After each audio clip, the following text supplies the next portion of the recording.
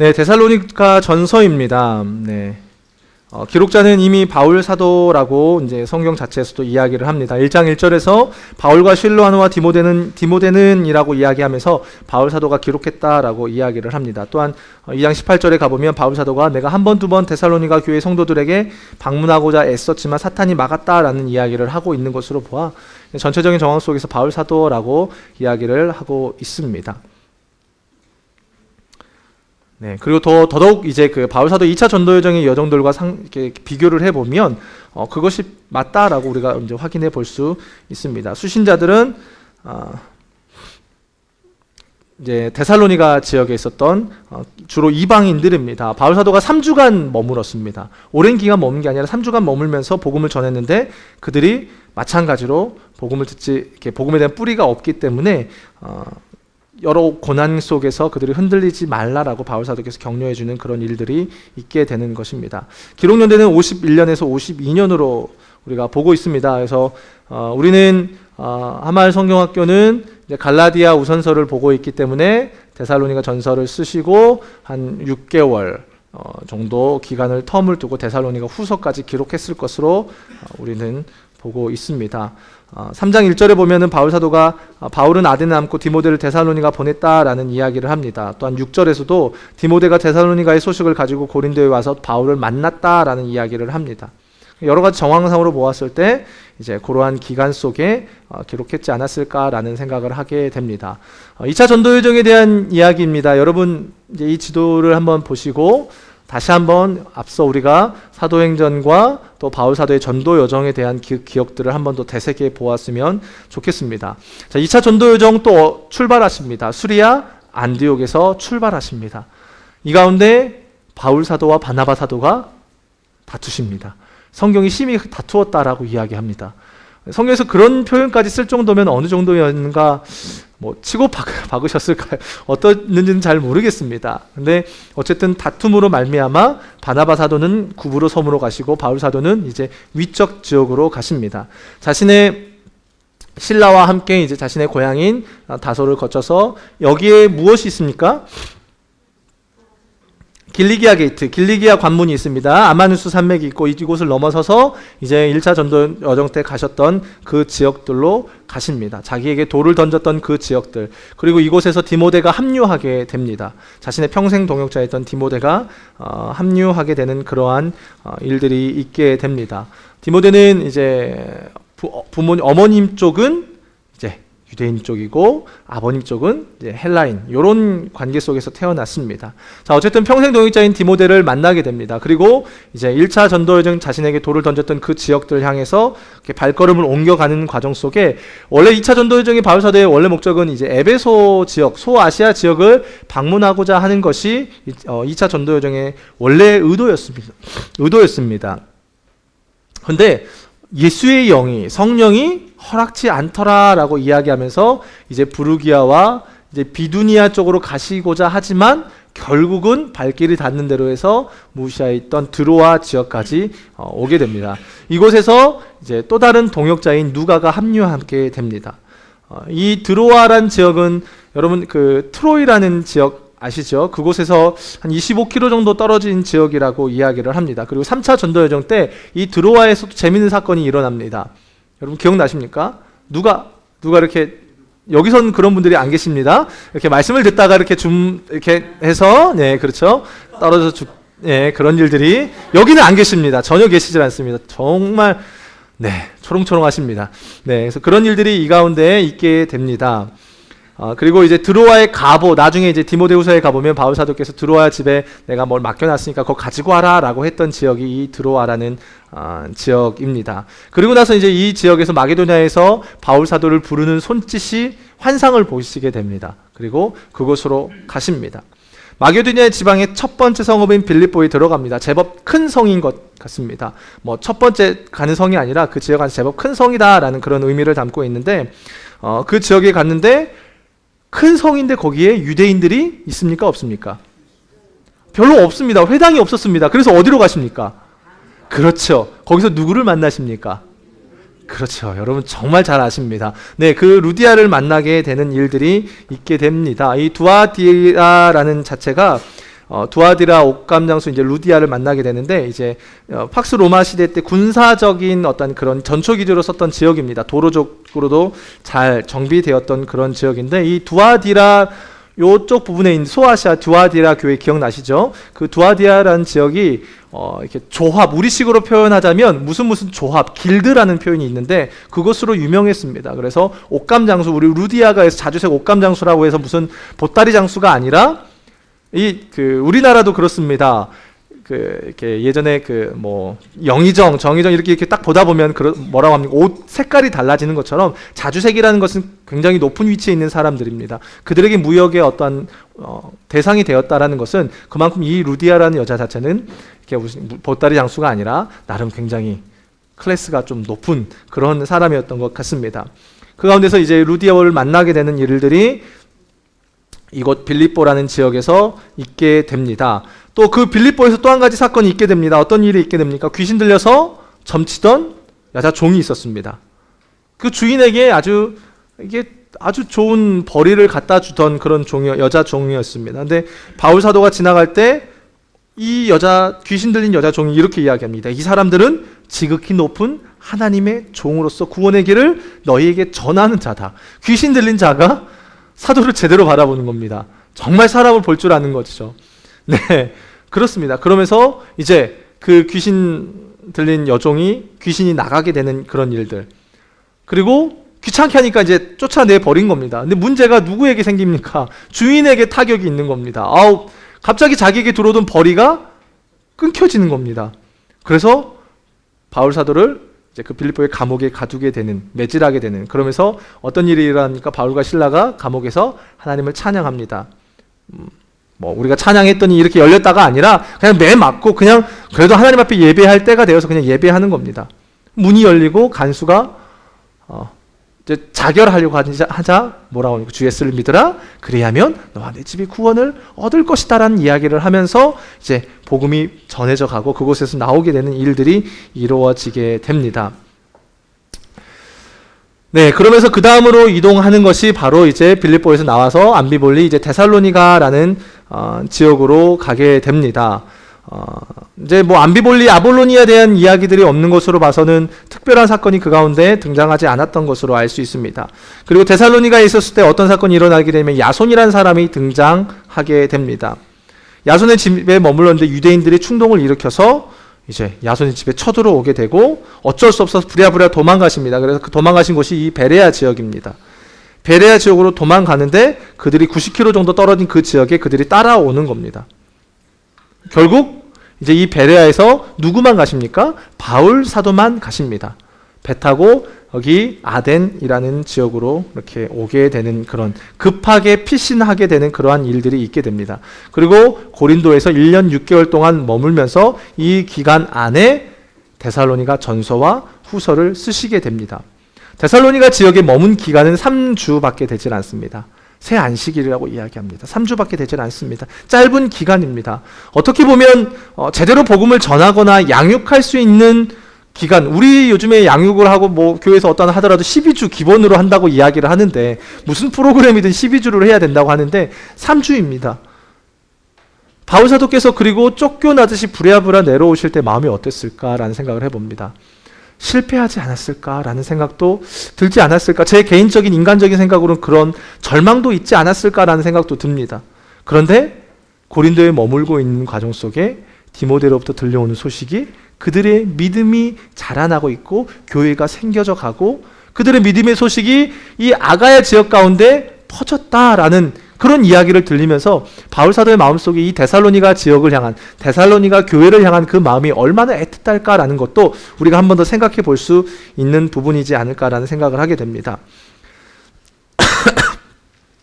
그리고 이 고린도 지역에서 또 누구를 만납니까? 바울의 동역자 부부입니다. 브리스길라와 아굴라를 만나는 그런 일들도 이 가운데 있게 됩니다. 그리고 에베소로 들어와서 다시 이제 예루살렘으로 가서 나오는 그런 일들이 있게 되는 것입니다.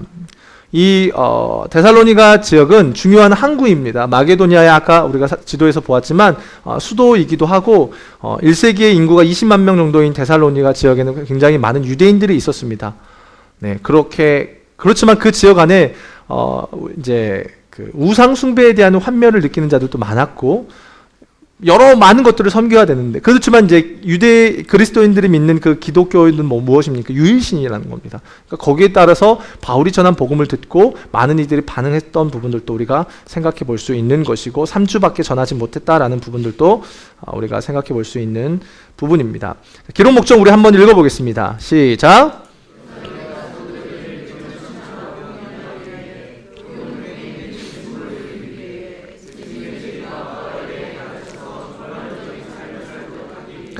네, 기록 목적은 그렇습니다. 데살로니가 교회 성도들 3주밖에 복음을 전해 듣진 않았지만 그들이 자라나고 있는 그들에게 어떤 그들의 믿음을 칭찬하고 격려하기 위해서, 또한 가르침을 통해서 그들의 믿음이 그냥 그 자리에 머무는 것이 아니라 더 나아갈 수 있도록 그들을 가르치기 위해서 이 데살로니가 전서를 기록을 했습니다. 또한 예수님의 재림에 대한, 부활에 대한 이야기를 가르치면서 종말론적인 삶에 대한 부분들까지도 이야기를 하고 있게 되는 것을 볼 수 있게 됩니다.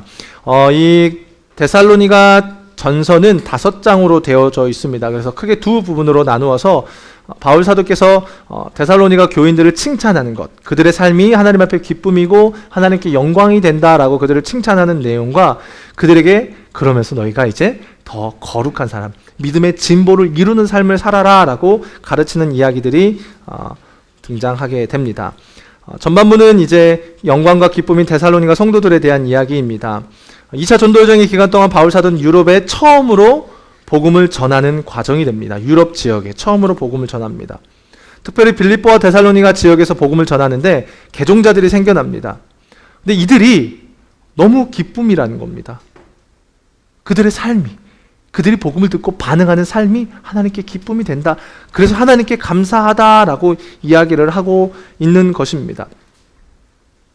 더군다나 3주라는 그런 시간이 짧은 시간이지 않습니까? 3주가 그렇게 빠른 시간이 아닙니다. 우리 한마을 성경학교도 지금 이제 벌써 오늘이 목요일입니다. 내일이면 끝납니다. 그럼 처음에 왔을 때 길게 느껴졌지만 벌써 시간이 이렇게 후다닥 지나가는 겁니다. 그러니까 시간이 그렇게 빨리 지나가는 과정들 속에서 바울 사도의 마음속에 그들이 자라나고 있는 겁니다.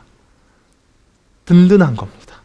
보기만 해도 우리 부모님들이 자녀들 자라나는 거 보면서 보기만 해도 배부른 것처럼, 어쩌면 바울 사도 입장에서 그 데살로니가 교인들을 바라보는 마음이 그러지 않았을까라는 생각이 듭니다.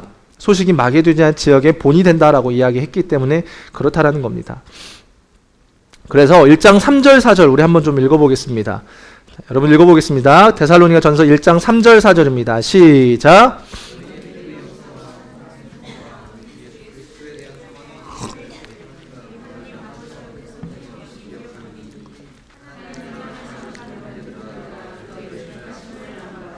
네, 상식적으로 3주입니다. 근데 들려오는 겁니다. 그래서 바울사도 격려함과 동시에 하나님이 하셨다는 거예요. 이게 사람의 힘으로 가능하지 않는 일이라는 겁니다. 그래서 철저하게 하나님께 영광 돌립니다. 초신자들입니다. 근데 그들에게 믿음의 역사가 일어나는 겁니다. 사랑의 수고가 나타나는 겁니다. 그리스도에 대한 소망의 인내까지도 이야기하고 있다는 겁니다. 더 나아가 주님의 재림에 대한 이야기까지 처음부터 언급하고 있는 겁니다. 그러니까 바울사도 입장에서 굉장히 감격스러울 것 같습니다. 왜냐하면 여러분, 우리의 시선을 잠시 구약으로 한번 옮겨보겠습니다. 하나님께서 이스라엘 백성들에게 천년을 한결같이 수많은 선지자들을 보내주셨습니다. 수많은 선지자들을 보내주셨습니다. 사랑한다. 나에게로 돌아와라. 나의 뜻 안에 살아라. 돌아오지 않습니다. 읽지도 않고 살지도 않고 살아가려고, 하나님 뜻대로 살아가려고 애쓰지도 않습니다. 오히려 하나님을 배반합니다. 우상 숭배합니다. 대적합니다. 하나님 앞에 대들지 않습니까? 말라기에 가선 하나님 언제 살아가셨습니까? 대들지 않습니까? 그런데 희한한 건 이 데살로니가 지역은 우상 숭배가 많은 곳입니다. 그런데 그 지역 안에 있던 자들이 그냥 지나가듯이 막 우리처럼 막 이렇게 하지 못하고 지나가듯이 말씀을 전했을 것입니다. 그런데도 그들이 말씀을 듣고 변화되는 겁니다. 믿는 자들의 본이 될 정도로 신앙이 자라났다라는 겁니다. 어마어마하지 않습니까? 우리 5절, 7절 한번 읽어보겠습니다. 시작.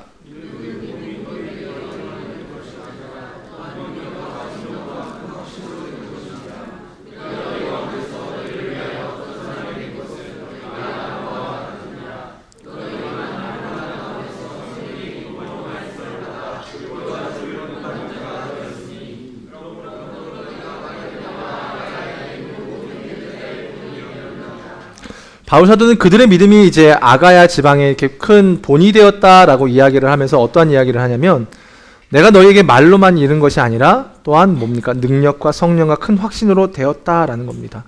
단순히 지식적인 것, 단순히 말의 재주로 그들에게 전한 것이 아니라 철저하게 하나님을 의지하는 그 과정 속에서 전했다라는 겁니다. 그러면서 자연스럽게 이야기합니다. 너희는 많은 환난 가운데서, 좋은 상황이 아닙니다. 환난 가운데서 성령의 기쁨으로 말씀을 받아 우리와 주를 본받는 자가 되었다라고 이미 그냥 못 박아 놓습니다. 환난 가운데서. 그러면서 바울 사도는 자신이 이제 그들에게 다가가서 어떻게 사역을 했는가에 대한 그 내용들을 이제 회고해 보기 시작합니다.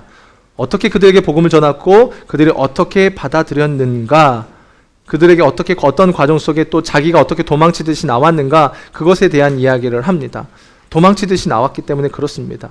그러면서 바울 사도가 이제 오해를 풀기 시작합니다. 자신의 사역에 대해서 설명해 줍니다. 2절에 보면 너희가 아는 바와 같이 우리가 빌립보에서 고난과 능욕을 당하였으나 우리 하나님을 힘입어 많은 싸움 중에 하나님의 복음을 내가 너희에게 전했다라고 말합니다. 우리가 이같이 너희를 사모하여 하나님의 복음뿐 아니라 우리의 목숨까지도 너희에게 주기를 기뻐함은 너희가 우리의 사랑하는 자가 됩니다. 너희도 아는 바와 같이 우리가 너희 각 사람에게 아버지가 자기 자녀에게 하듯 권면하고 위로하고 경계한다라고 말합니다. 핍박 중에 복음을 전한 것을 상기시킵니다. 자신이 고난과 능욕을 당하며 복음을 전한 것은 내 목숨까지도 너희에게 내주길 기뻐할 정도로 너희를 사랑했다라는 겁니다. 그냥 이런 과정이 없이 그냥 이렇게 보면 지나갈 수 있는 겁니다. 그런데 이 과정을 우리가 배경에 대한 부분을 앞서 여러분들에게 말씀드렸던 것은 바울 사도께서 이렇게 말씀하실 때 그 마음의 뉘앙스가 우리에게 좀 더 입체적으로 다가와야 되기 때문에 그렇다라는 것입니다. 특히 9절에 보면 여기는 하지를 않았습니다. 9절 말씀을 한번 여러분 성경을 통해서 한번 보겠습니다. 1장 9절입니다. 시작.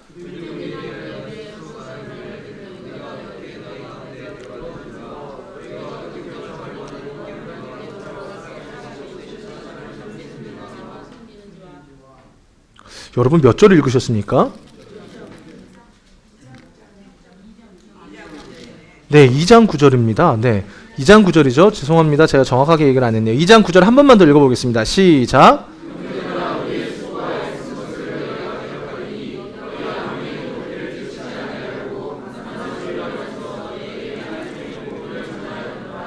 바울 사도가 복음을 전하는 가운데 사람들이 어떠한 소문들이 있냐면, 바울 사도 돈 때문에 도망간 거야 라고 이야기를 하는 거예요.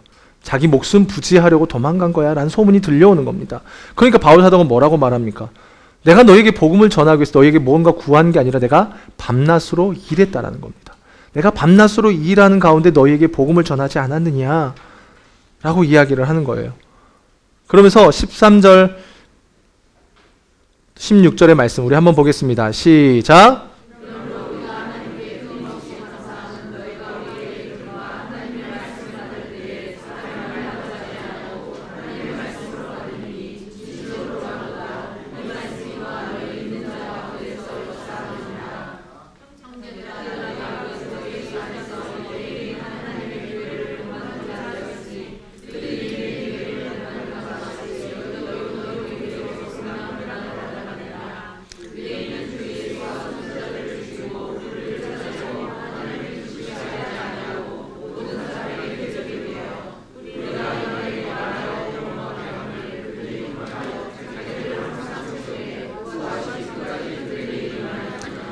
앞서 바울 사도께서 복음을 전할 때 말의 지혜로 전하지 않으셨습니다. 근데 듣는 이들도 그 말을 단순히 그런 말로 듣지 않습니다. 사람의 말로 받지 않고 하나님의 말씀으로 받았기 때문에 그들의 삶의 믿음의 역사가 일어났다라는 것입니다. 그러면서 감사의 마음을 전합니다. 그리고 2장 17절 가운데 가서는 이제 바울 사도가 데살로니가 교회인들의 소식을 들으면서 막 그들에 대한 소식을 들으니까 자꾸 보고 싶은 겁니다. 그래서 내가 너희를 보길 원한다. 내가 너희를 떠난 것은 얼굴이 마음이 아니다. 단순히 그냥 떠났을지 내가 너희를 향한 마음은 떠난 것이 아니다 라고 이야기를 합니다. 그러면서 내가 한 번, 두 번 너희에게 가고자 하지만 사탄이 막았다. 그 사탄이 누구인지는 모르겠습니다. 하지만 분명한 건 바울의 복음을 전하는 걸 막는 이였다라는 겁니다.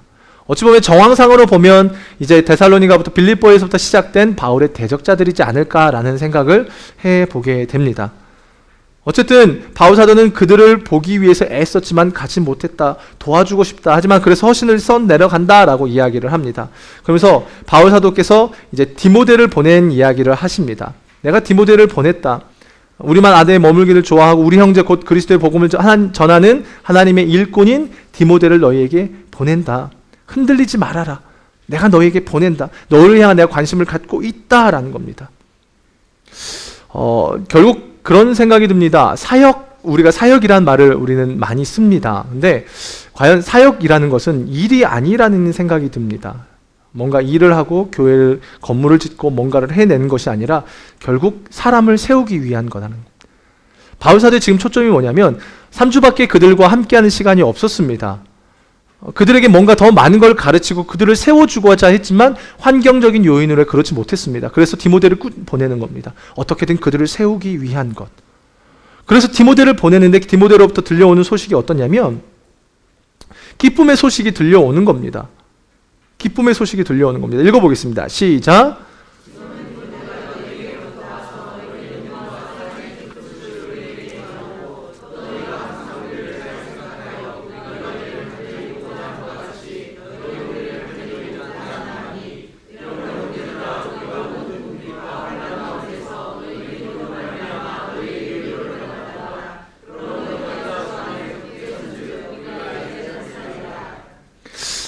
바울 사도가 그들을 그렇게 보고 싶어 했던 것처럼 그들 또한 바울 사도를 보고 싶어 했다라는 겁니다. 그래서 이렇게 표현합니다. 우리가 이제는 살겠다. 그 얘기를 들으니까 바울 사도가 그들을 보고 싶고 그들 또한 보고 싶어하는 그런 관계인 겁니다. 그러면서 바울 사도가 이제는 그들을 위해서 기도합니다. 성도들을 향한 기도의 내용이 3장 11절부터 13절에 등장합니다. 너희 믿음이 부족한 것을 위해서 내가 심히 간구하고 있다. 하나님께서 데살로니가 성도들에게 갈 수 있는 길을 열어주시고 성도들의 사랑이 더욱 넘치고 마음을 굳게 하셔서 주님 강림하실 때 거룩하고 흠이 없는 너희가 되기를 원한다라고 기도하고 있는 바울사도의 기도의 내용입니다. 이렇게 바울사도께서 이제 그들을 위한 기도함과 동시에 이제는 그들에게 거룩한 삶에 대한 이야기를 실제적으로 해주고 있습니다. 우리 말씀을 보겠습니다. 시작.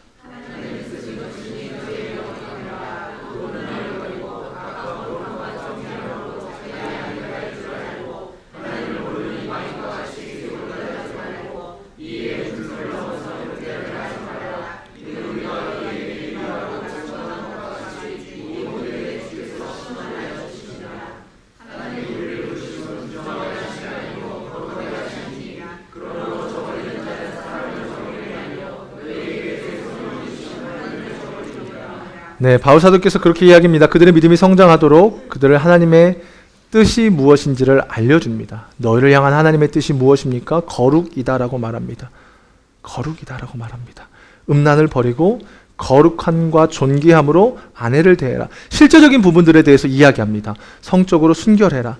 당시 이방인들의 세욕을 버리라 라고 말합니다. 또 형제를 대하는 데 있어서 분수 선을 넘어서지 말라라.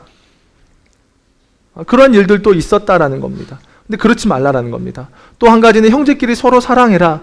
그들에게 핍박과 환난 중에 있을수록 주 안에서 형제된 그리스도인끼리 서로 위로하고 격려하고 사랑하라는 겁니다. 물어뜯지 말아라. 제 식구들끼리 물어뜯지 말고 서로 사랑해라 라고 말합니다. 그러면서 9절에는 그렇게 이야기합니다. 4장 9절 말씀 한번 보겠습니다. 시작. 형제 사랑에 관하여는 너희에게 쓸 것이 없음은 너희들 자신이 하나님의 가르치심을 받아 서로 사랑함이라. 형제 사랑에 대해서 뭐라고 말합니까? 쓸 것이 없다라고 말합니다. 권면할 말씀이 없습니다. 왜냐하면 그들이 이미 하나님의 가르치심에 순종함으로 서로 사랑하고 있기 때문에 그렇다는 겁니다. 그냥 저는 이제 말씀을 보면서 이 부분에서 제 마음에 이렇게 막 이렇게 다가오는 게 있었습니다. 바울 사도의 마음이 어땠을까? 더 이상 쓸 말이 없다라고 말합니다. 이미 그들에게 보여진다라는 겁니다. 그러면서 이 하마엘 성경학교에 대한 이제 생각이 이제 들었습니다. 어쩌면 우리 하마엘 성경학교 가운데도 이런 역사가 있었으면 좋겠다라는 생각이 듭니다. 5일입니다.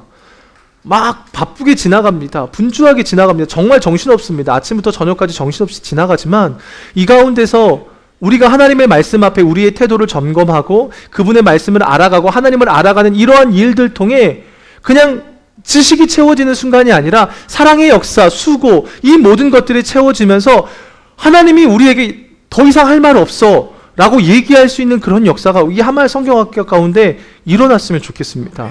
저만 그렇게 생각하는 건 아니죠. 정말 그랬으면 좋겠다라는 생각이 듭니다. 그러면서 바울 사도께서 이제 세 번째로 이야기하는 것이 뭐냐면 주어진 일에 잘 성실하게 충실하게 살아가라라고 이야기를 합니다. 형제 사랑에 쓸 거 없다라고 이야기하면서 너희에게 명한 것 같이 조용히 자기 일을 하고 너희 손으로 일하기를 힘쓰라. 외인에 대해서 단정히 하고 아무 궁핍함이 없게 하려 함이다라고 말합니다. 자기에게 맡겨진 일에 충실해라. 궁핍함이 없도록 돌봐라. 수고해라. 라고 이야기를 합니다. 물론 교회 안에서 자기 스스로를 감당할 수 없는 사람이 있지만 그런 부분에 대해서는 이웃을 돌보는 것이 하나님을 기쁘게 하는 삶이지만 바울 사도가 이야기하는 건 뭐냐면 멀쩡하게 건강하고 이렇게 됐는데도 하지 않는 것, 그것에 대해서 이야기하는 겁니다. 수고해라. 궁핍함이 없게 일해라 라고 이야기를 합니다. 그러면서 마지막 부분에서 이제 이야기하는 것입니다. 4장 13절부터는 이야기하는 것이 뭐냐면 주의 강림과 부활에 대해서 이야기합니다. 너희 주님의 오심에 대해서 맞이해라 라고 말씀하십니다. 14절부터 17절의 말씀 우리 함께 보도록 하겠습니다. 시작. 우리가 예수께서 죽으셨다가 다시 살아내심을 믿을진대 이와 같이 예수 안에서 자는 자들도 하나님이 그와 함께 데리고 오시리라.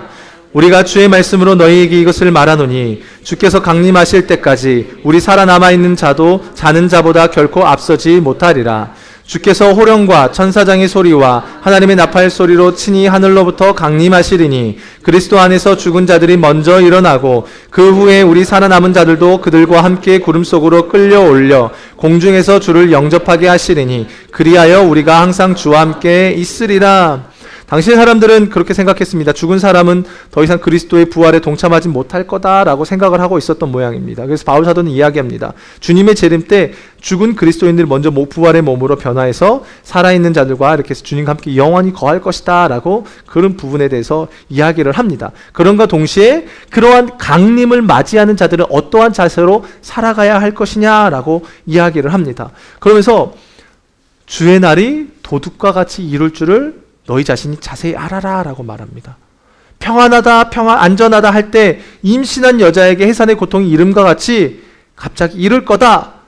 그런데 형제들아 너희에게는 어둠이 있지 않을 거다. 그날이 도둑같이 너희에게 임하지 못할 것이다. 왜요? 너희는 다 빛의 아들이요 낯의 아들이라. 우리가 밤이나 어둠에 속하지 아니하나니 그러므로 우리는 다른 이들과 같이 하지 말고 오직 깨어 정신을 차릴 것이다 라고 말합니다. 구약의 예언자들을 던질 때 예레미야 시대도 그렇습니다. 평안할 거다. 예레미야는 심판을 예언하지만 다른 거짓 선지자들은 평안할 거야. 괜찮을 거다라고 이야기를 합니다. 그 모습들도 생각해 볼 수 있습니다. 그런데 성도들은 어떻다라고 말합니까? 깨어있는 자들은 안다라는 거예요. 도둑이 오는 것 안다. 염려하지 말고 깨어서 정신 차리고 주어진 삶에 잘 살아가라라고 이야기를 하고 있습니다. 그러면서 마지막으로 바울 사도가 데살로니가 교인들에게 하는 이야기가 그들이 흠없는 삶의 보존에 대한 이야기를 합니다. 그러면서 이제 우리가 5장 16절부터 나오는 이야기 잘 알고 있습니다. 항상 기뻐하라, 쉬지 말고 기도하라, 범사에 감사하라, 이는 너희를 향한 그리스도의 뜻이다 라는 그 이야기 우리가 정말 너무나 잘 알고 있는 이야기입니다. 그러나 이 앞에 부분들을 우리가 전후 문맥을 잘 살펴보고 이 말씀을 좀 이해해야만 그 본래의 뜻을 잘 이해할 수 있을 것 같습니다. 바울 사도는 이야기합니다. 떼서 볼 부분이 아닙니다. 14절에 가보면 이렇게 이야기합니다. 형제들아 너희를 권면하노니 게으른 자들을 권계하며 마음이 약한 자들을 격려하고 힘이 없는 자들을 붙들어 주어 모든 사람에게 참으라 라고 말합니다. 악으로 악을 갚지 말고 모든 사람을 대하든지 항상 선을 대해라 라고 이야기합니다. 그리고 나서 이야기하는 것이 항상 기뻐하라. 요것만 따로 떼놓고 볼 것이 아니라 우리에게 먼저 사전에 주어져야 되는 일들이 이것이 있다라는 것입니다. 너희가 악을 악으로 갚지 말아라. 선으로 갚아라 라고 이야기합니다. 그게 너희를 향한 하나님의 뜻이다 라고 이야기하고 있다라는 것입니다. 더 나아가서 성령을 소멸하지 말고 예언을 멸시하지 말고 범사에 헤아려 좋은 것을 취하고 악은 어떠한 모양으로 버리라 라고 말합니다. 악의 모양들은 어떠한 것이라도 버리랍니다. 왜요? 악의 모습들 또한 이게 우리에게 습관으로 다가올 수 있습니다. 그렇게 이야기합니다. 희한하게도 악한 것도요, 흉내내면 익숙해지기 마련입니다. 그렇기 때문에 성도들은 그 성도의 신분에 합당한 모양으로 살아가라라고 그렇게 이야기하고 있습니다. 그러면서 바울 사도께서 이제 데살로니가 교인들을 향해서 하나님의 뜻대로 사는 이야기를 하면서 이제 마지막 기도에 대한 이야기를 합니다. 우리 말씀을 좀 보겠습니다. 우리 여러분 성경을 좀 보겠습니다. 23절 보도록 하겠습니다. 23절 24절입니다. 시작.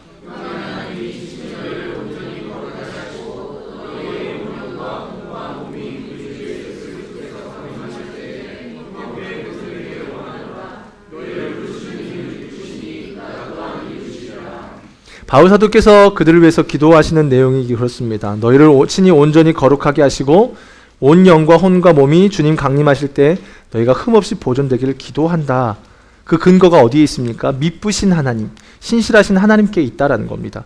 우리 안에 그런 기도 제목이었으면 좋겠습니다. 주님 다시 오실 그날까지 우리의 삶이 주님 앞에 흠없이 보존되었으면 좋겠다라는 생각이 듭니다. 여러분들이 저희를 위해서 기도해야 될 제목이며 우리 또한 여러분들을 위해서 기도해야 될 그 기도 제목이지 않을까라는 생각을 하게 됩니다. 바울 사도의 마음이 그렇다는 겁니다. 데살로니가 전서를 이제 마무리하겠습니다. 전체적인 것들을 둘러보았습니다. 2차 전도 여정 3주간의 시간밖에 주어지질 않았습니다. 그럼에도 그들이 하나님의 말씀으로 받아들이고 바울 사도도 그냥 사람의 말로 하지 않고 성령의 능력을 힘입어서 말씀을 전했습니다. 그 가운데 그들에 대한 믿음의 소식들이 마게도냐와 아가야 지역에 믿음의 본이 될 정도로 자라났던 이야기들, 여러분들 그런 어간 가운데 있었던 일들을 생각해 보시고 또한 빌립보에서 그리고 데살로니가에서 있었던 핍박의 여정들, 그것들을 배경에 놓고 바울 사도께서 데살로니가에서 아덴으로 내려갈 수밖에 없고 고린도에 머물 수밖에 없었던 그러한 일들을 머릿속으로 배경으로 먼저 두시고 나오면 좋을 것 같습니다. 그러면서 재림에 대한 부분들까지도 이야기하고 있구나라는 것, 그리고 재림을 기다리는 자로서 어떻게 살아가야 되는가에 대한 이야기들이 데살로니가 전체에 등장하고 있다라는 걸 여러분들 머릿속에 그려놓으시면 좋을 것 같습니다. 데살로니가 후서를 또 바로 보도록 하겠습니다. 저에게 주어진 시간 안에서 데살로니가 후서를 또 보도록 하겠습니다.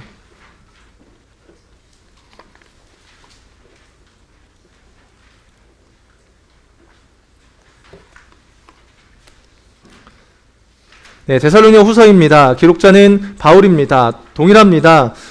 여러 가지 어떤 바울이 기록하지 않았다라고 이야기하는 사람들이 재림에 대한 것, 전서와 후서 안에 어떤 재림에 대한 것, 그 부분에 대한 이야기들이 다르게 나타나지 않느냐라고 이야기를 하는데 이미 상황과 환경 자체가 다릅니다. 그렇기 때문에 다르게 전할 수밖에 없습니다. 그래서 바울 사도가 기록을 했다라고 이야기를 합니다. 수신자는 이제 데살로니가 교회인들입니다. 어떠한 상황입니까? 바울 사도가 주의 날에 대한 이야기를 했습니다. 그런데 그 중에서 몇몇 사람들이 그 주의 날에 대한 부분들을 헷갈려 하는 겁니다. 재림에 대한 부분들. 그런데 그래서 그들 가운데 현혹된 교인들과 임박한 종말론에 의해서 교인들이 잘못된 종말론을 갖고 자기들이 마땅히 해야 될 일들도 하지 않고 손에 놓고 있는 겁니다. 그래서 그 부분들에 대해서 데살로니가 교인들에 대한 이야기를 하면서 써가고 있습니다. 2차 전도 여정 가운데 전서를 가지고 갔던 동역자가 돌아온 후에 기록을 했습니다. 전서와 후서의 차이는 대략적으로 5에서 6개월 정도 되지 않을까라고 우리는 이렇게 보고 있습니다. 배경은 그렇습니다. 앞서 말씀드린 것처럼 재림신앙에 대한 바울 사도의 교훈을 그들이 오해합니다. 그러다 보니까 교회 안에 불건전한 모습이 생겨나는 겁니다. 마땅히 해야 될, 분명 전서에서 뭐라고 말합니까? 너희 마땅히 해야 될 일 해라 라고 바울 사도가 이야기했지만 그들이 주님의 재림에 대해서 잘못된 생각을 갖고 있으면서 아무 일도 하지 않습니다. 열광적입니다. 자기들끼리 좋은 겁니다. 마땅히 부름받은 자리에 제대로 서지 못한 겁니다. 그래서 그들에게 바울 사도가 이야기하고 있습니다. 기록 목적은 다음과 같습니다. 핍박 중에 인내하고 믿음의 굳건히 서 있는 데살로니가 교인들을 위로하고 칭찬합니다.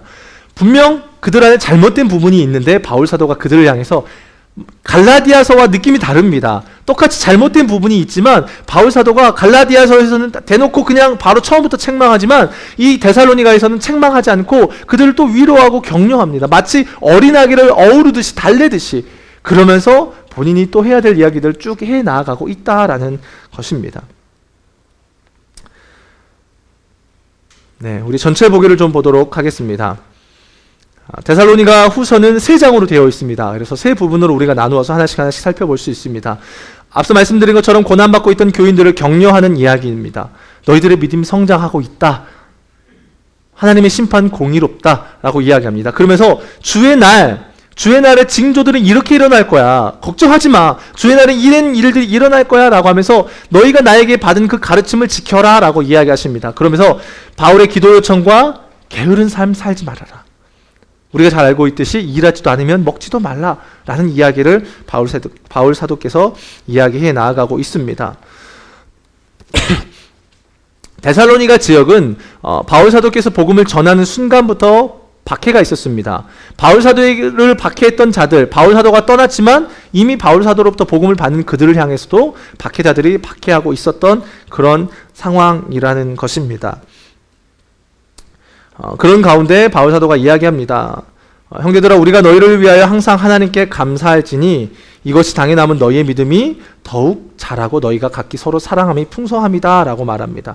그리고 너희가 견디고 있다라고 말합니다. 견디고 있는 모든 박해와 환난 중에서 너희 인내와 믿음으로 말미암아 우리가 친히 자랑한다라고 이야기합니다. 그러면서 바울 사도가 이야기하는 것이 공의의 하나님에 대한 이야기를 합니다. 우리 5절부터 7절 말씀 한번 읽어보겠습니다. 시작!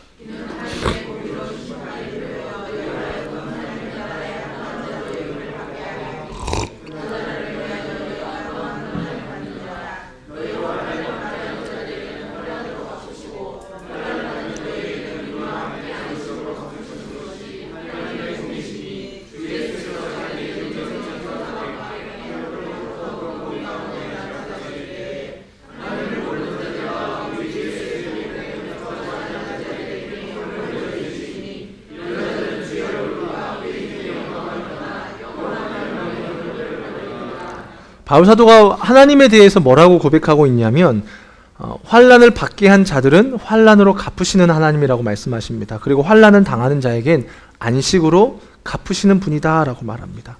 그 공의의 하나님께서 그리스도의 강림하실 때 복음에 순종하지 않은 자들은 영원한 형벌에 처하게 될 것이다 라고, 그리고 이것이 하나님의 공의다 라고 말씀하십니다. 그렇기 때문에 어떻게 하라고 말합니까? 고난 가운데 견뎌라. 어떻게 보면 힘들고 어려울 때 견뎌라고 이야기하는 게 위로가 안 될 수도 있을 것 같습니다. 네, 안 될 수도 있을 것 같습니다. 그런데 바울 사도가 이렇게 이야기했을 때 데살로니가 교인들은 어떤 마음이었을까 생각을 해봅니다. 그들에게도 위로가 되지 않았을까라는, 역으로 위로가 되지 않았을까. 왜냐하면 함께 했던 그 시간들 짧았지만 그 가운데 충분히 그들 안에 교제가 있었고 서로를 이해하는 부분들이 있었기 때문에 그렇다라는 생각이 듭니다.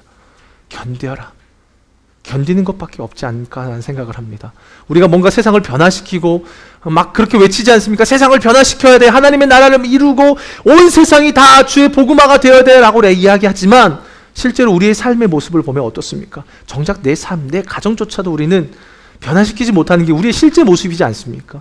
그 가운데 바울 사도가 이야기하는 겁니다. 어렵지만 견뎌라. 너에게 고난을 주는 자들, 하나님이 고난을 그들에게 갚으실 거지만 너희가 환난을 당할 때 하나님이 너희에게는 안식으로 갚겠다라고 말씀하고 계시는 겁니다. 그러면서 바울 사도가 이 성도들을 위해서 기도를 하고 있습니다. 우리 11절 12절 읽어보겠습니다. 시작!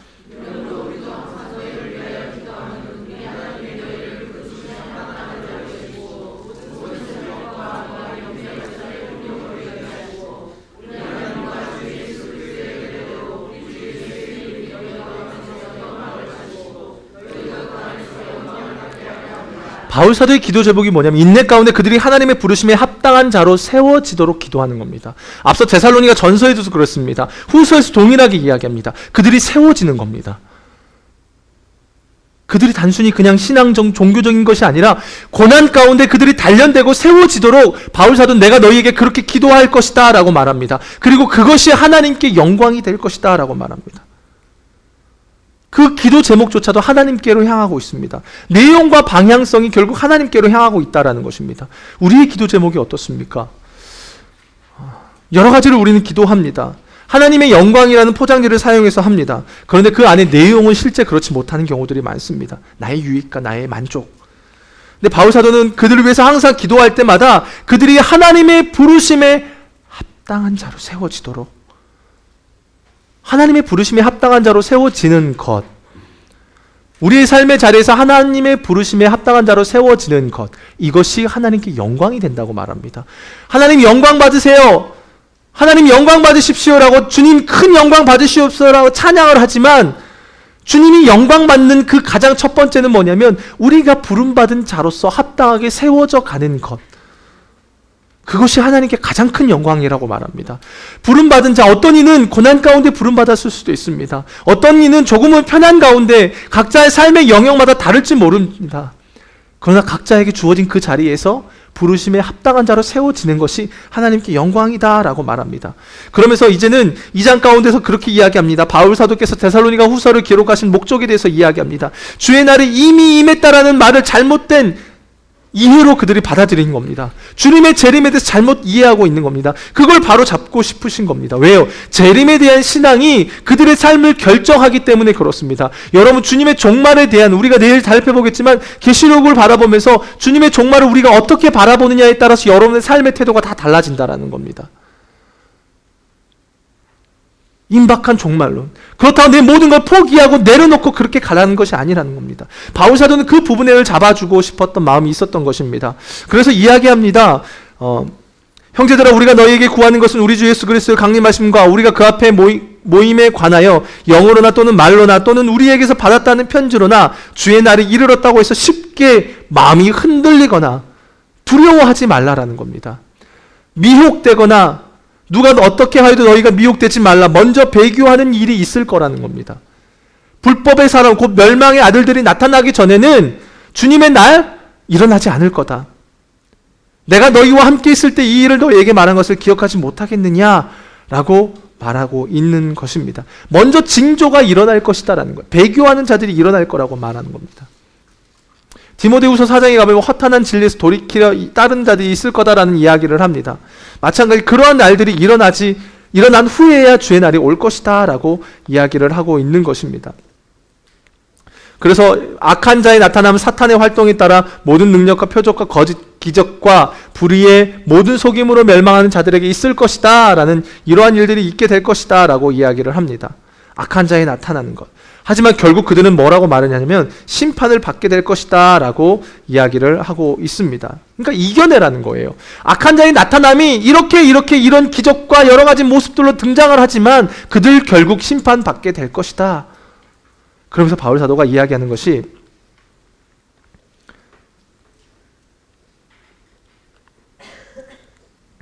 우리 한번 읽어보겠습니다. 시작.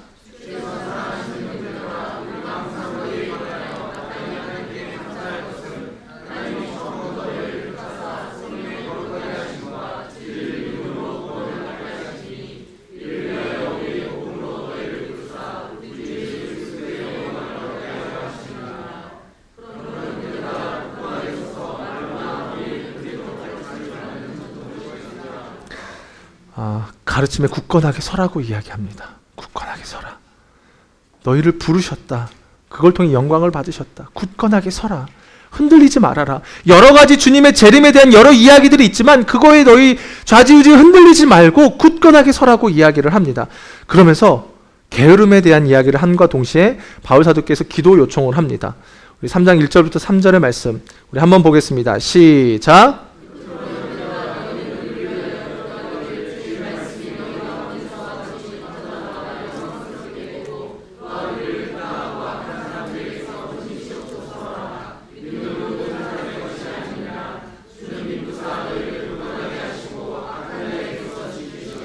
하나님은 신실하신 분이시기 때문에 너희를 굳건하게 하실 것이다. 하나님이 너희를 악한 자에게서 지키실 것이다. 너희를 위해서 기도하겠다 라고 이야기를 합니다. 그런 이야기를 합니다. 악한 자에게서 지킬 것이다. 그리고 마지막으로 교회 안으로 들어온 거짓 교훈에 미혹된 자들의 삶을 권고하고 있는 겁니다. 게으른 겁니다. 그들이 형제들아 우리 주 예수 그리스도의 이름으로 너희를 명하노니 게으르게 행하고 우리에게서 받은 전통대로 행하지 아니하는 모든 형제에게서 떠나라 라고 말합니다. 일하기 싫거든 먹지도 말라라는 겁니다. 마땅히 너희가 부름받아 그 당시 이 데살로니가 교회의 교인들 같은 경우 대부분이 노동자들이었습니다. 노예들이었습니다. 그들에게 이야기하는 겁니다. 그러면서 또 이야기합니다. 우리가 들은즉 너희 가운데 게으르게 행하여 도무지 일하지 아니하고 일만 만드는 자들이 있다라고 이야기합니다. 잘못된 종말론에 의해서 가르침에 미혹되어서 게으르게 행하는 자들을 바울 사도가 책망하고 있는 것입니다. 일하기 싫으면 먹지 말아라. 그러면서 13절에 가서 이런 이야기를 하십니다. 자, 우리 한 목소리를 보겠습니다. 시작. 바울 사도가 이야기하십니다. 너희가 어떻게든 하나님의 뜻대로 살아가다 보면 낙심할 때가 있다. 예기치 못한 고난이 너에게 나하고 억울한 일이 너에게 있을 수도 있다. 당시에 복음을 전해 들었던 대부분 자들은 노예 출신이었습니다. 물론 귀부인도 있고 여러 사람들도 있었지만 대부분이 노예 출신이었습니다. 그러니까 자신의 믿음을 지키려 하다 보면 어떻습니까? 신분에서부터 오는 불이익이 있을 수 있다는 겁니다. 게으르지 말고 영악하게 따라가고 주어진 일을 감당하면서 그러다가 선을 행하다가 어려움이 다가올 때 너희 낙심하지 말아라 라고 이야기합니다. 순종하지 않는 자들과 사귀지도 말고 원수들과 형제되지 말라라고 이야기를 하고 있는 겁니다. 그러면서 마지막 17절에 그런 이야기를 합니다. 나 바울은 친필로 물어나니 이는 편지마다 표시로서 이렇게 쓴다라고 자신이 기록했다라고 이야기를 합니다. 데살로니가 후서를 마무리하겠습니다. 여러분 데살로니가 후서도 그렇습니다. 전서와 후서서 6개월 정도의 차이가 납니다. 그러면서 바울 사도가 그들을 위로하고 격려합니다. 그들이 비록 주님의 재림에 대해 잘못된 생각을 갖고 있지만 바로 잡아주고 싶은 겁니다. 어떻게든 세우고 싶은 겁니다. 책망이 목적이 아닙니다. 하나님이 예언자들을 보내실 때의 마음은 책망이 목적이 아닙니다. 어떻게든 그들을 돌이키고자 하는 게 하나님의 마음이십니다. 하나님이 이 서신서를 기록할 때 그들이 다시금 주님 앞에 돌아오고 세워지기를 간절히 원하는 마음이 있었다라는 것입니다. 자기에게 주어진 자리, 자기에게 허락된 자리, 그걸 포기하지 말라라고 이야기하는 것입니다. 그런 생각입니다. 강의를 좀 마무리하면서 그런 생각이 들었습니다. 갈수록 하나님의 뜻대로 살아가는 것이 참 쉽지 않습니다. 아이들은 저는 이제 주일학교 사역을 주로 했습니다.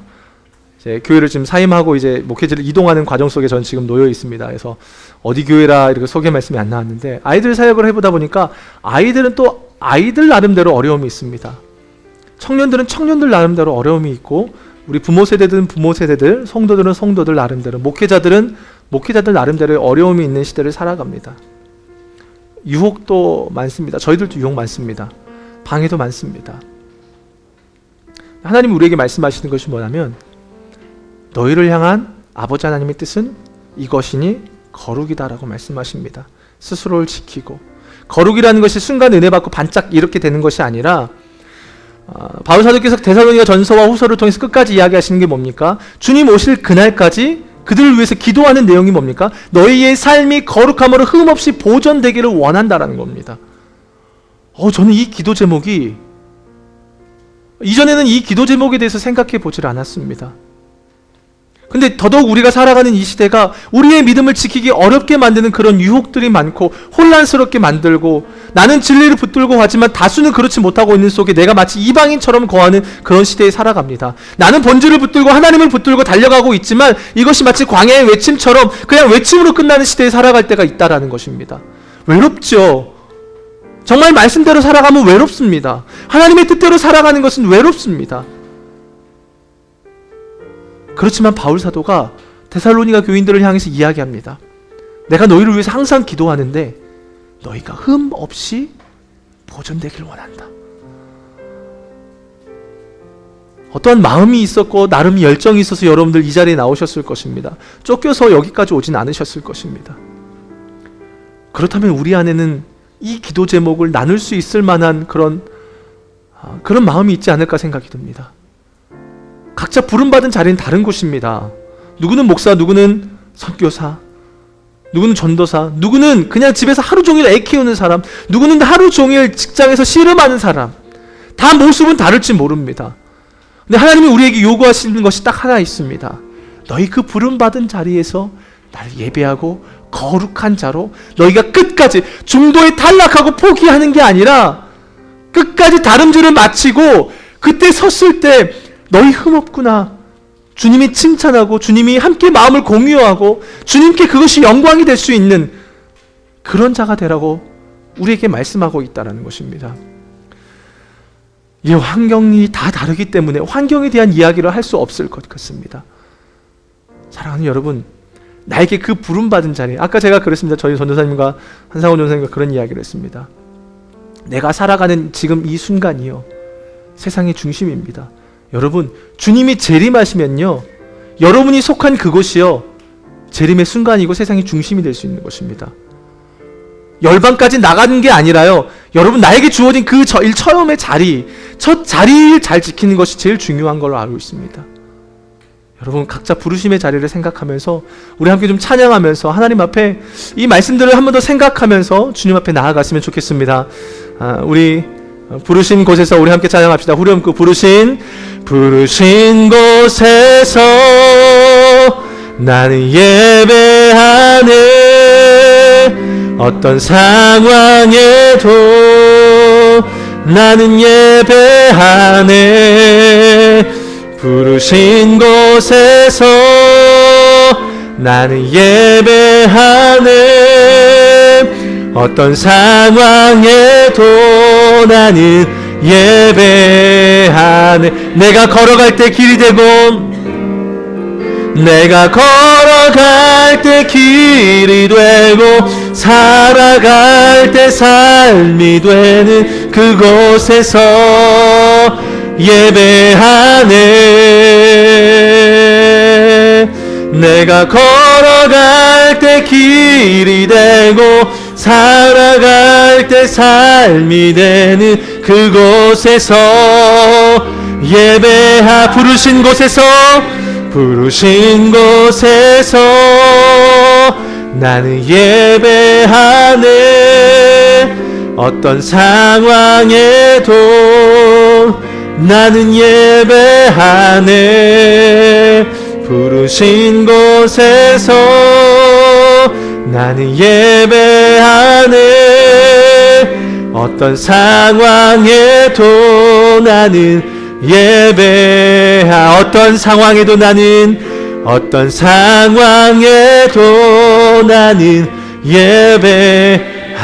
상황에도 나는 어떤 상황에도 나는 우리 함께 기도했으면 좋겠습니다. 하나님, 나에게 허락되어진 그 삶의 자리를 귀하게 여기길 원합니다. 각자 처한 삶의 모습과 자리는 다 다르고 그 어려움이라고 말하는 것이 철저하게 주관적이기 때문에 무엇이라 이야기할 수는 없지만, 하나님, 나에게 허락된 그 자리 속에서 아버지 하나님의 뜻이 거룩함을 지키는 것이고 흠없이 보존되는 것이라고 말씀하셨사온데, 치열한 그 삶의 여정 속에서 주님, 포기하지 않겠습니다. 말씀을 붙드는 가운데 하나님을 믿는 믿음으로 날마다 승리하길 원합니다. 주님, 인도해달라고, 붙들어달라고 우리 다같이 주님 앞에 기도하겠습니다. 아버지 하나님, 감사합니다. 하나님, 우리에게 이 말씀을 통해서 아버지 하나님의 뜻이 무엇인지 깨닫게 해주셔서 감사합니다. 하나님의 뜻은 이것이라고 말씀하십니다. 거룩이라고 말씀하십니다. 주님 다시 오실 그날까지 우리에게 부름받은 그 자리 속에서 흠없이 보존되고 아름다운 성령의 열매를 맺으며 살아가는 것이라고 말씀하십니다. 살아계신 아버지 하나님, 그렇게 살아가길 원합니다. 나에게 허락되어진 그 자리, 나에게 허락된 삶의 그 자리를 소중한 것으로 여기고, 하나님, 그 자리 속에서 아버지 하나님을 예배하며 아버지 하나님의 마음을 증거하며 나타내며 살아갈 수 있는 그런 자들이 될 수 있도록 주님 인도하여 주시옵소서. 어떠한 상황 속에서도 주님을 바라보는 믿음이 우리 안에 있게 하여 주시옵소서. 어떠한 순간 속에서도 주님을 의지하는 믿음이 우리 안에 있게 하여 주시옵소서. 아버지 하나님, 낙심될 때가 있습니다. 하나님, 때로는 마음이 무너질 때가 있습니다. 때로는 아버지 하나님, 절망스러울 때도 있습니다. 내 뜻대로 풀리지 않습니다. 아버지 하나님, 내 뜻대로 되지 않을 때가 있습니다. 내가 마치 이방인처럼 느껴질 때가 있습니다. 아버지 하나님, 그러나 그 속에서 주님으로 말미암아 힘을 얻고 위로를 얻고 달려가는 그런 자들이 되도록 인도하여 주셔서, 그 속에서 주님을 의지하고 주님을 신뢰하는 믿음으로 아버지 하나님 나아갈 수 있도록 아버지 하나님 인도하여 주시옵소서. 그렇게 살아가는 자가 되길 원합니다. 주님 인도하여 주시옵소서. 주님, 그렇게 나아가길 원합니다.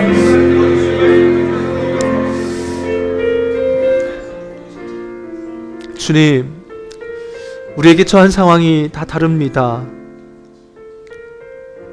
어떤 이들은 여기까지 나오는데 정말 힘들게 나온 이들도 있었을 것입니다. 주님만이 그런데 우리의 모든 상황과 형편을 다 아시는 줄로 믿습니다. 때로는 주님을 믿고 주님의 뜻대로 산다라는 것이 광야에 동떨어져서 이방인처럼 느껴질 때도 있습니다. 세대가 그렇습니다. 믿음을 지킨다는 것, 하나님의 말씀을 붙든다는 것, 이것을 당연한 것을 이상한 것으로 여기는 시대 속에 우리가 살아가고 있습니다.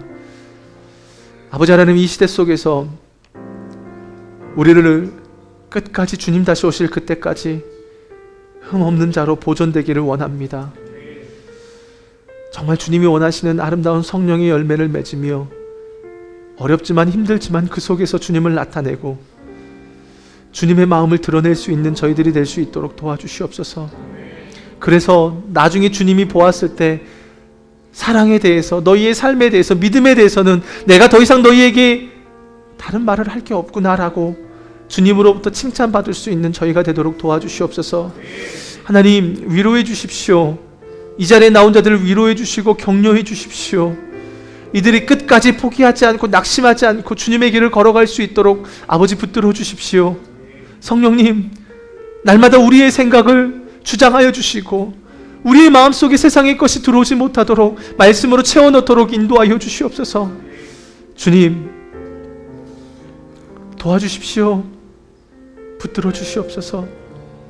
끝까지 주님 바라보고 이제는 주님의 뜻을 알았기 때문에 나만을 위한 삶이 아니라 나에게 속한 그 삶의 자리에서 서로를 격려하고 세워나가며 그 사람이, 나에게 속한 내 주변의 사람이 하나님의 사람으로 세워져 갈 수 있도록 아버지 하나님, 그렇게 일으키는 자가 될 수 있도록 주님 인도하여 주시옵소서. 우리는 연약하지만 우리 주님은 미쁘시다라고 말씀하십니다. 신실하다고 말씀하십니다. 그렇기 때문에 우리의 삶의 모든 근거를 아버지 하나님께 두고 그 하나님을 바라보는 그 믿음 속에 살아가며 나아갈 수 있게 하여 주시옵소서. 온전히 우리의 삶을 그렇게 인도하실 주님을 기대합니다. 그 주님 사랑합니다. 주님 찬양합니다. 감사하며 예수님의 이름으로 기도드리옵나이다.